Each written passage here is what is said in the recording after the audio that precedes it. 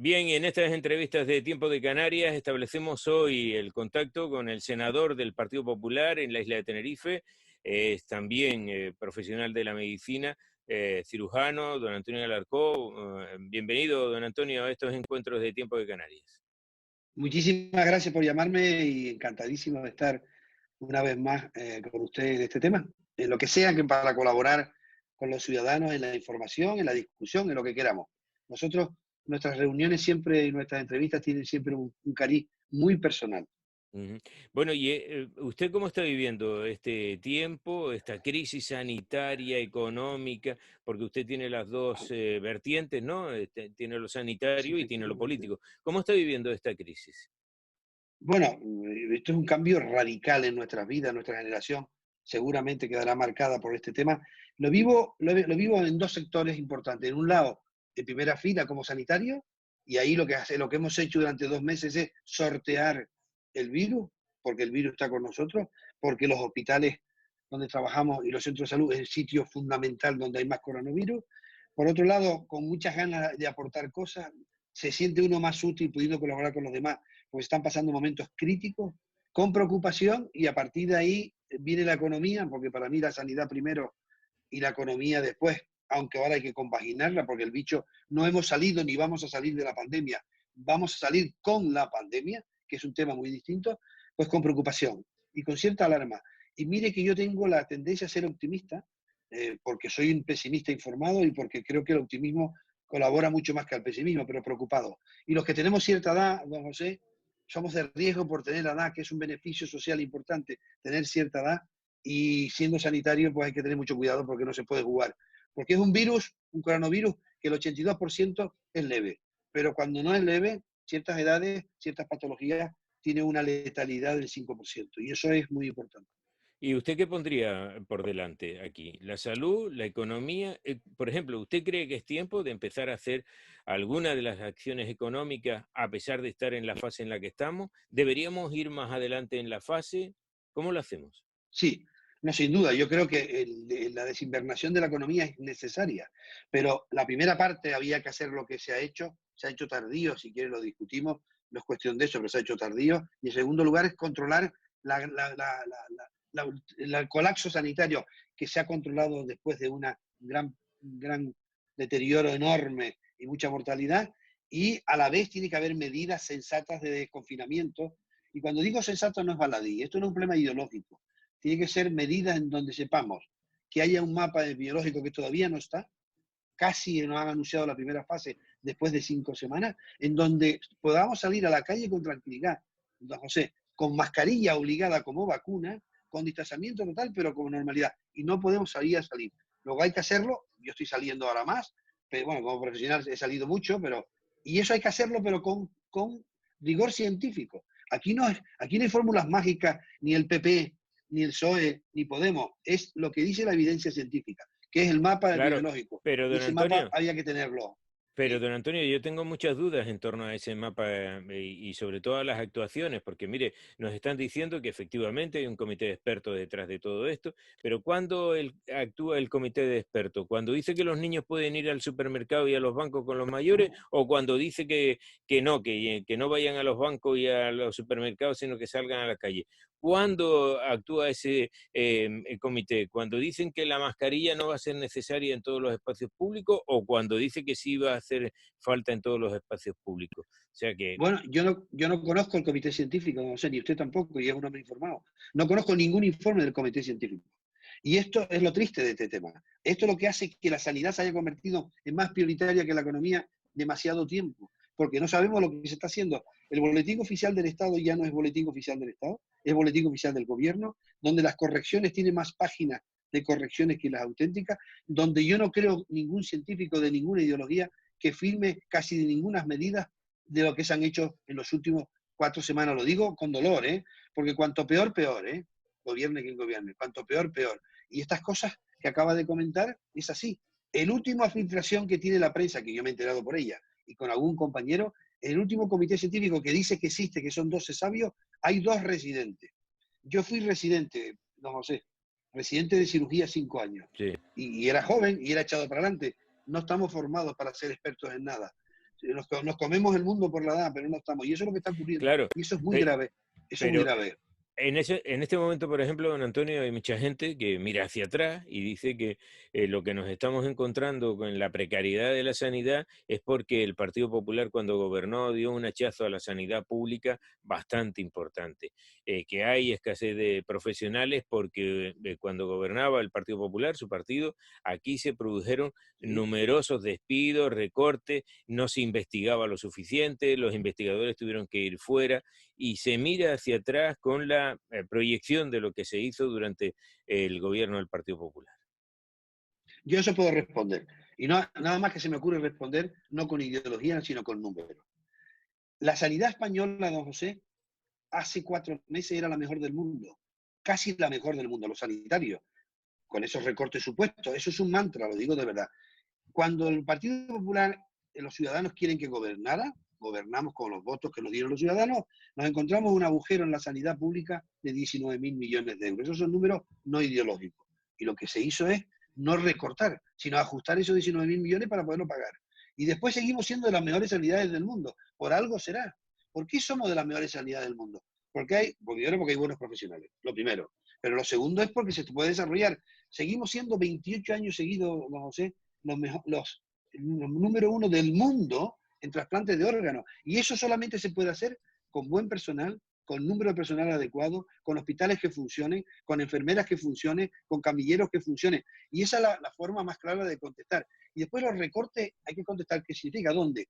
El presupuesto más grande de la historia de la sanidad española es 96.000, no creo que me confundan números, 96.000 millones de euros.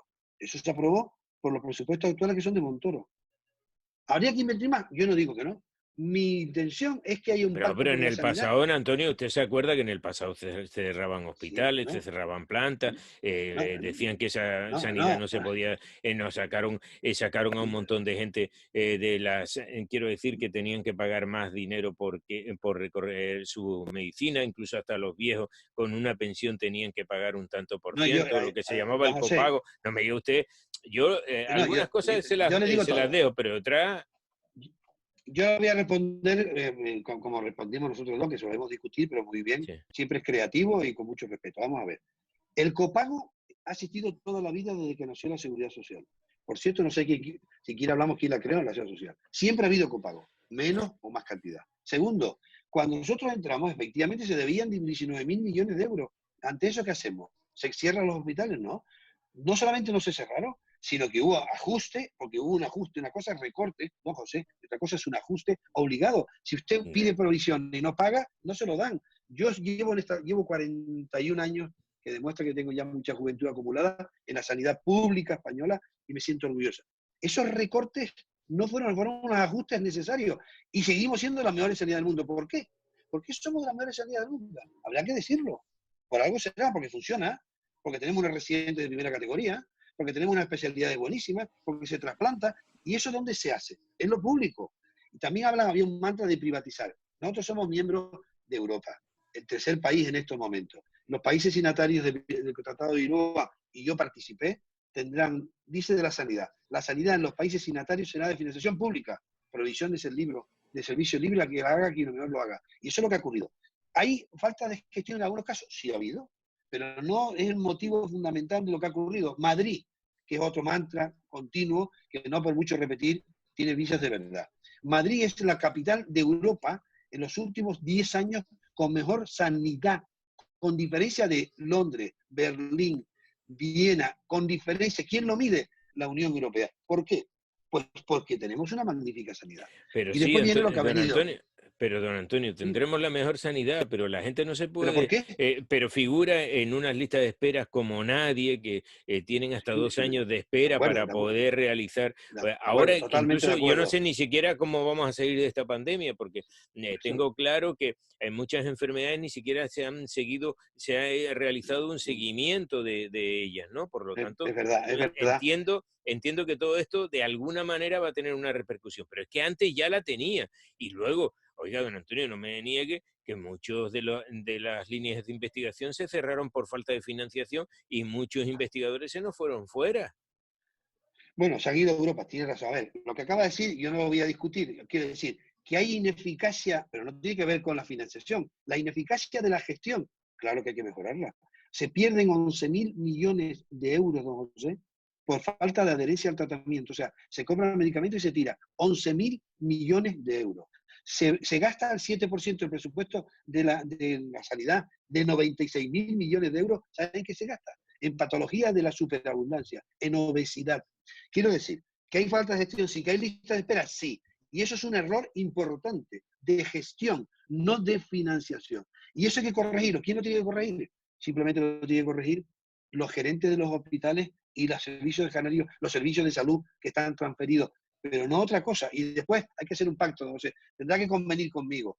El principio constitucional de que tenemos 17 autonomías y 2 ciudades autonómicas no tiene por qué haber 17 carteras de servicios distintas con 17 sanidades distintas y eso engendra ineficacia. Y eso hay que mejorarlo y hay que arreglarlo entre todos y no lo hemos hecho. No puede ser que en Toledo usted se va a operar de algo y no se opere si no tiene que operarse en Madrid. ¿Y por qué? O Navarra, pero ¿esto de qué va? Cuando la sanidad es la misma. Hay que garantizar una cartera de servicios y que no se financie el territorio, sino la cartera de servicio universal para todos los españoles, vivan donde vivan. Y eso no puede ser Ya, que no tiene que ver con la financiación, está mal hecho, mal hecho. ya. Pero fíjese, don Antonio, por ejemplo, en esta crisis que estamos viviendo, a mí me parece, ¿no? A mi Horrible. entender, que una de las cosas peores que se han hecho ha sido el mando único sanitario. Es decir, porque Sí, por ¿verdad? ahí han venido algunos de los problemas de suministro para las comunidades autónomas. ¿A usted le parece que se tenía que haber centralizado esto o tenía que cada uno haber pillado por donde fuera? Es una pregunta buenísima, vaya por delante. Me agrada montones y no es clásica respuesta mía. El mando único es un concepto técnico, don José. Eso es como decir, ¿cómo se opera un apéndice? Pues con anestesia total por la derecha y por la paroscopia. No con la derecha, sino por el lado derecho. El mando único es un concepto básico imprescindible para que tratar una pandemia. Y no se creó sino a los 15 días. Segundo, ¿qué le ocurre a un mando único cuando es ineficaz? Que se convierte todo en ineficaz. ¿Qué ha ocurrido a este mando único? No digo que sea, no que sea ineficaz siempre, que ha sido un desastre. Un desastre. Por cierto, lo tienen escondido, don José, y no sé dónde está. No lo han disuelto, pero lo tienen escondido. Han pasado la responsabilidad a las comunidades autónomas y el mando único ya no sale. No sale por Ujú. ningún lado. Y hay que tener un concepto eficaz si se funciona bien, porque claro, a mí me nombran el mando único, bueno, en el caso mío que soy técnico no, pero a usted lo nombra mañana el mando único como sanitario, es un magnífico periodista, pero no lo va a llevar bien, por mucho que lo nombre. Y eso es lo que ha ocurrido. Han nombrado a gente que no tiene ni idea de lo que significa una pandemia, lo que significa un hospital. Es más, se marean con el olor a cloroformo de los hospitales. Y eso no puede ser. Hay que tenerlo bien preparado y ha sido muy ineficaz. Muy Y lo- ineficaz. Y es una pena porque eso ha creado una eficacia y la ineficacia colapso y el colapso fallecimiento, que es lo grave de todo esto. Esto es lo y grave luego, de todo esto, que hay vida humana.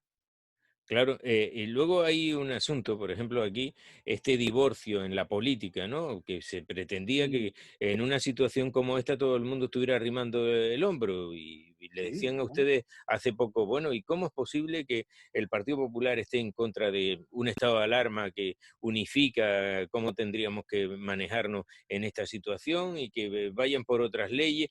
No sé, da la sensación de que aquí también lo que cada uno va buscando es su propia cosecha de votos. No, si fuera así, sería erróneo. Pero vamos a hacer, yo le acepto la pregunta completa, la voy a responder. Vamos a ver, el Partido Popular, como partido de la oposición, ha apoyado 3 estados de alarma sin pedir nada a cambio y enterándose por la prensa, no por llamada del presidente, porque era necesario. Pero a partir de ahí, y ese no es el tema, a partir de ahí, si usted no es transparente conmigo, ¿cómo voy a aprobar algo que usted no me cuenta lo que va a hacer?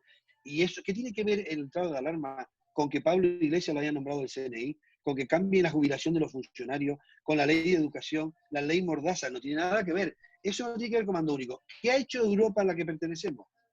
Alemania no tiene cómo funciona el estado de alarma, tiene un decretos normales, leyes ordinarias y le ha ido muy bien. Portugal no tiene estado de alarma como tenemos nosotros y es modélico.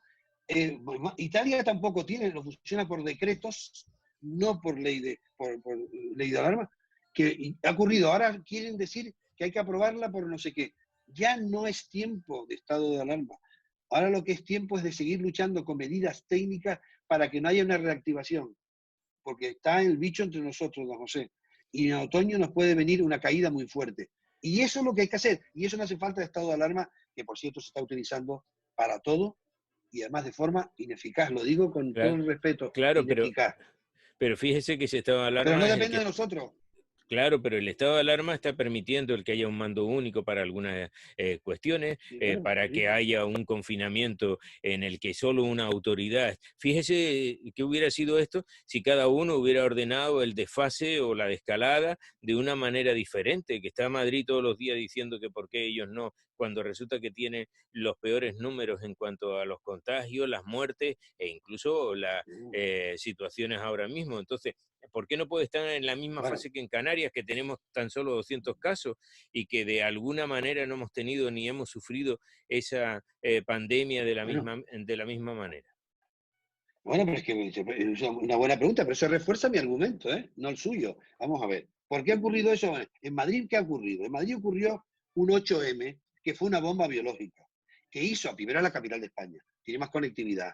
Hubo partidos de fútbol, hubo unas manifestaciones de Vox en Vistalegre, hubo el Atlético Madrid, hubo un congreso evangelista de miles de personas, hubo bodas, hubo tenderete, hubo en el mismo día que debía estar prohibido con una carga vírica masiva. Con lo cual, ahí está el tema. Ahí está una de las partes importantes. No tiene que ver con otra cosa. No sé. Segundo, claro que el mando único es eficaz, pero no es eficaz porque lo nombre, sino porque el que lo lleve sepa. Si usted lo Sí, nombra mañana ministro de Sanidad, tendrá dificultades, aunque sea ministro. Y eso es lo que está pasando, lo digo de verdad, y es muy triste. No tiene que ver con otra cosa. Por cierto, en Álava, el nivel, el ratio, como no se ha publicado cuál es el ratio, en donde es fase 1, fase 2 o fase 3, el ratio de Álava era 4 veces superior al de Madrid y sin embargo se lo dieron. ¿Por qué? Porque estaba pactado. No tiene que ver con eso. Pero ha dicho usted algo para mí muy importante. Deberíamos salir todos juntos de una manera sensata, sí. científica, no ideológica, y no estamos saliendo. Todavía, don José, no sabemos cuáles son los asintomáticos positivos, con lo cual mañana usted y yo salimos a Santa Cruz y podemos contaminar, aunque vayamos con la vacuna única que tenemos hoy, que es la mascarilla, que el propio gobierno ni la repartió, ni las dio, y ya por cierto mala y por cierto dudosa. Eso es lo que Ya, tenemos que hacer, y eso no se ha hecho. Ahí viene todo, ¿eh? De ahí viene, ve, porque el bicho es un bicho muy malo, que no lo creamos los españoles, lo crearon los chinos de forma irresponsable. O sea, el ya. séptimo, y además no avisaron. Pero hay que luchar técnicamente. El mando único, si es bueno, si es bueno, quiero Y, quedarse, no si lo es. Y luego, estamos casi acabando, pero don Antonio, me gustaría conocer, usted es político, ahora también se habla de por qué en esta situación en la que vamos a entrar, donde las penurias van a ser para todos, en la que habrá que empezar a Bueno, hacer algunos ajustes, como usted ha dicho, pues también en la clase política no se está viendo ninguno de estos ajustes que está sufriendo la clase trabajadora, que la mayoría tenemos ya aquí en Canarias más de 500.000 personas entre los que están en paro y los que están en terrible, ERTE. Entonces, pero sin embargo, entre la terrible. clase política, eso no hay ERTE, no les van a recortar nada. ¿No Bueno, sería momento de estar pensando, por ejemplo, ya que hay tantas reuniones telemáticas, oye, pues, si hay telemática, no hay que ir a Madrid, no hay que sin, estar. Por ejemplo, sin una duda. Cámara como la del Senado no tendría que empezar a poner algún tipo de ejemplo en esto. En todo, vamos a ir. Primero, tenemos el gobierno más grande de la historia, mal ejemplo. Tenemos, Ujú. nunca ha habido en la democracia española, y usted y yo tenemos ciertos años, de un gobierno de 23 ministros con no sé cuántas secretarías de Estado. Bien. Segundo, ¿la clase política tiene que dar ejemplo? Sí, no dudo. ¿Qué tipo de ejemplo? Los que hayan que dar que sea ejemplarizante. Por ejemplo, que viajemos mucho menos, que por cierto ese gasto nos cuesta a cada español al Senado 1,20 euros al año. Al año. Eso es lo que cuesta el Senado. Un café, un cortado, no cuesta más. Pero bueno, ¿se tiene que ahorrar? Claro que sí. Nosotros hemos pedido que haya, nosotros primero hemos hecho un fondo para colaborar del dinero nuestro, no verbal diciendo vamos a hacerlo, sino ya está hecho con dinero de los sueldos nuestros. Segundo, se ha pedido un bloque de que no haya subida, evidentemente hay algunos gobiernos, incluidos locales, que se han subido y ayuntamientos del dinero. Y tercero, sin duda, cuanto menos viajes, esto ha cambiado para bien en ese sentido.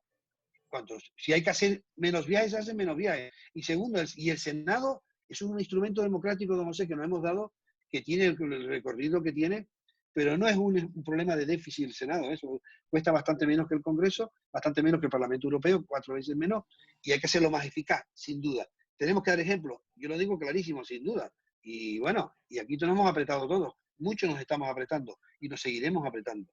Por Ahora, ejemplo, esto de que no cobren, usted, no, no, yo no digo que sí, no sí, cobren, digo que ya, si ya, habría ya, que no, hacer no lo ha algún dicho, no lo ha ajuste. dicho, Por ejemplo, no lo ha dicho, y ajuste ya. sería el momento de meterle mano, que ustedes lo plantearon en el pasado, pero no se atrevieron a hacer nada en ese sentido, a una reducción de corporaciones locales, de ayuntamientos. Los locales no están, en las corporaciones locales no engendran déficit en España, son las comunidades autónomas y el gobierno, que la centralidad. Pero no engendran déficit, los ayuntamientos no están teniendo déficit. Y en el huido, en la crisis de 2008, tampoco. ¿Hay que reducir la administración? Sí. Hay que reducir de los 8.200 ayuntamientos que tenemos en España, 8.221. Bueno, el ayuntamiento suele ser a veces una de las instituciones en la España vaciada, el farmacéutico, el médico y el ayuntamiento, lo que sea. Lo que hay que hacer es evitar duplicidades, triplicidades, cuatriplicidades de la misma cosa para el mismo con 4 gastos más. Eso hay que hacerlo, que hacerlo más eficaz, sin duda. El quitar ayuntamiento, don José, es un acto, no es económico, no es económico. Lo que no puede haber es 20 bomberos, 8.800 bomberos, no puede haber todo duplicado, triplicado y cuatriplicado. El turismo en España lo llevan 5 administraciones. Europa, el gobierno, los ayuntamientos, las comunidades autónomas, los cabildos y las diputaciones. No puede ser, lo tendrá que llevar una, ahí estoy con usted. Ahora, usted coge la España vaciada y le quita el ayuntamiento y el farmacéutico y hace esta vaciedad, se queda vacía completa, pero sin triplicar y sin aumentar el gasto. Y la última, don Antonio, ¿está usted conforme Encantado. en que su partido diga no a la próxima prórroga del estado de alarma? Sí, debo decirlo públicamente sin ninguna duda, de esta próxima. Por cierto, los partidos del gobierno que mantienen este gobierno han votado 2 de ellos no y se han abstenido siempre todos. Primero. Segundo, nosotros 3 que sí, y ahora empezamos, ayer nos abstuvimos, el otro día, hace 15 días, perdón, que va como un tiro esto, y yo creo que es el momento de utilizar todos los métodos que tenemos legislativos importantes, y los hay, para que el estado de alarma desaparezca, porque está convirtiendo en una presión enorme, innecesaria, que no... Mire, ¿usted cree que el estado de alarma ha salvado vidas? Ujú, Porque yo no lo he visto. Somos el país del mundo con más fallecimientos. Luego algo ha pasado. No controla vidas, controla el contagio. Una ujú. parte lo controla, pero ahora no hace falta. Y yo creo que ha llegado el momento de utilizar la legislatura normal, que todos apenquemos a salvar vidas en positivo, que seamos transparentes, que vuelva al portal de transparencia, que no desaparezca como ha desaparecido esta mañana, el viernes, un escrito que decía que el 8M no se tenía que celebrar en general, ha desaparecido el portal de transparencia y seamos serios todos, porque detrás hay vidas de ciudadanos y las nuestras, ¿eh? Aquí no está salvado ni los ricos, ni los pobres, ni los cultos, ni los guapos, ni las guapas, ni los feos. Aquí todos somos iguales y eso es muy importante que lo mantengamos. Alarma, escuche, si el estado de alarma se prolonga, se une con verano, y que hemos pedido nosotros en la reunión del Partido Popular Congreso o Senado. Hemos pedido que haya en julio y en agosto y en septiembre Senado y Congreso, y parece ser que no quieren. Claro que no, no puede ser. Y yo le deseo también suerte, que no, porque el bicho está entre nosotros, ¿no, José? Y el bicho no tiene condición y está vivito. Y la única vacuna, distanciamiento, mascarilla en todos lados, a todas las edades, y que la parte latina de darnos abrazos la cortemos por ahora porque puede llevar a mucho disgusto. Un abrazo, don Antonio, cuidarse, gracias. Un abrazo muy fuerte, a cuidarse todos.